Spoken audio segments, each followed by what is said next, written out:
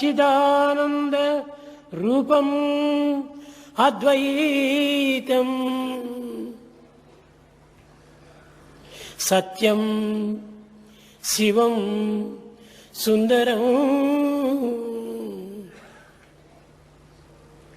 That is non-dual bliss existence.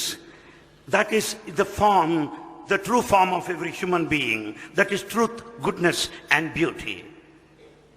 ఈనాటి మానవత్వమునందు ఇట్టి పవిత్రమైన భావములు కనిపించుటలేదు. In the modern man, we don't find such sacred thoughts. శాంతి అన్నది మన రూపమే అని తెలుసుకున్నప్పుడు ఎవ్వరూ నమ్మరు. Then once we declare that we are the very embodiment of peace, nobody would believe you. మరి శాంతి ఎక్కడున్నది? ఎవరైనా చెప్పగలరా? Then where is peace? Can anyone say that? శాంతి నిమిత్తమై ప్రపంచమంతా కూడాను వెతుకుతూ ఉన్నారు. In fact, all over the world, people are in search of peace. కానీ అది తన యందే ఉంటున్నది. But it is within you. తన ముక్కుపైన ఉన్న అద్దాలను తాను మర్చి నా అద్దములెక్కడా అని వెతికేటువంటి యొక్క అజ్ఞాని వలె కనిపిస్తున్నది ఈ జగత్ ఇప్పుడు.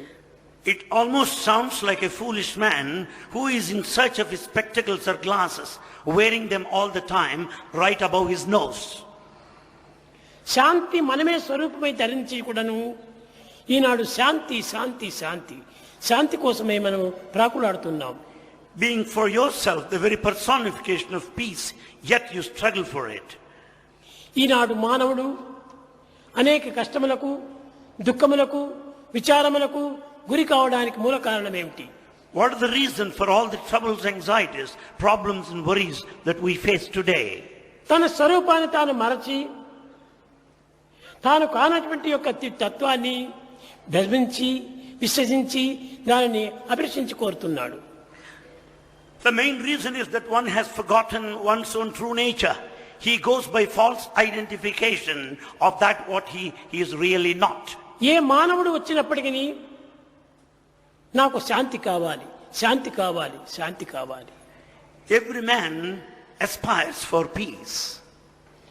శాంతి ఎక్కడ చిక్కుతుంది? How can you get it? తానే శాంతి స్వరూపాన్ని ధరించి శాంతి కావాలని కోరుకోవటం ఎంత అజ్ఞానం. Being yourself the very embodiment of peace, is it not totally ignorance to be in search for it? కనుకనే మానవుడు శాంతి నిమిత్తమై అనేక విధములైనటువంటి యొక్క ప్రార్థనలు సలుపుతున్నారు. So man goes on praying continuously for peace.